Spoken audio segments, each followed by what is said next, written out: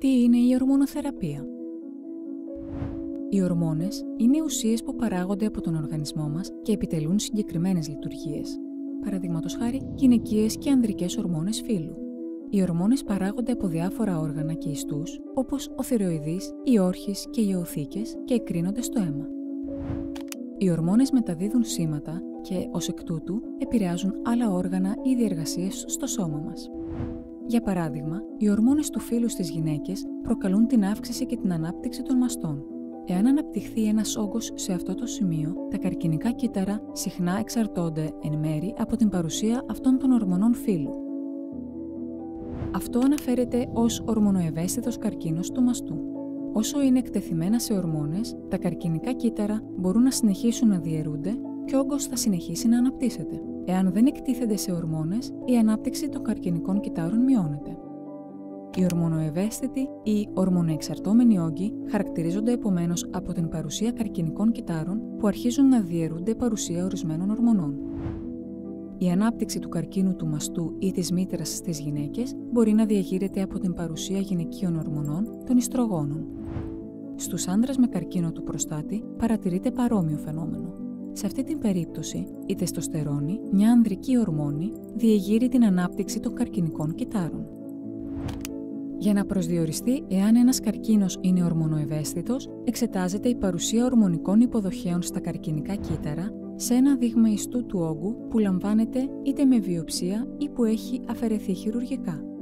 Η βιοψία εξηγείται σε ξεχωριστό βίντεο. Εάν ένας όγκος είναι όντως ευαίσθητος στις ορμόνες, συνταγογραφούνται συγκεκριμένα φάρμακα που αναστέλουν, περιορίζουν ή απενεργοποιούν τις ορμόνες. Ως εκ τούτου, η ορμονοθεραπεία είναι στην πραγματικότητα μια αντιορμονική θεραπεία, καθώς στοχεύει να σταματήσει τη διέγερση του όγκου από τις ορμόνες. Υπάρχουν δύο τρόποι για να γίνει αυτό, είτε αναστέλλοντας την παραγωγή των ίδιων των ορμονών, είτε απενεργοποιώντας τους υποδοχείς που αναγνωρίζουν τις ορμόνες. Αυτές οι αντιορμονικές θεραπείες χορηγούνται συχνά για μεγάλο χρονικό διάστημα. Η θεραπεία μπορεί να διαρκέσει από αρκετούς μήνες έως αρκετά χρόνια, έως και 5 με 10 χρόνια. Και συνήθως χορηγείται από το στόμα. Είναι επίσης δυνατή η χορήγηση με ένεση ή με συνδυασμό των δύο τρόπων χορήγησης. Όπως κάθε θεραπεία, η αντιορμονική θεραπεία έχει επίσης ανεπιθύμητες ενέργειες. Οι πιθανές ανεπιθύμητες ενέργειες θυμίζουν τα τυπικά συμπτώματα της εμεινόπαυσης. Εξάψεις, υπερβολική εφίδρωση, πόνος στις αρθρώσεις, αύξηση βάρους, αλλαγές στη διάθεση, αϊπνία, απώλεια συγκέντρωσης και κόπωση. Οι άνδρες μπορεί επίσης να εμφανίσουν αυτές τις ανεπιθύμητες ενέργειες. Τα συμπτώματα διαφέρουν από άτομο σε άτομο. Η αντιορμονική θεραπεία μπορεί να προκαλέσει στις γυναίκες κολπικές μεταβολές, όπως κολπική ξηρότητα. Οι άνδρες μπορεί να εμφανίσουν αισθητική δυσλειτουργία. Η μειωμένη σεξουαλική διάθεση είναι μια άλλη πιθανή ανεπιθύμητη ενέργεια. Αυτό μπορεί να οφείλεται σε διάφορες αιτίες. Η αντιορμονική θεραπεία μπορεί μερικές φορές να προκαλέσει οστεοπόρωση ή εύθραυστα οστά.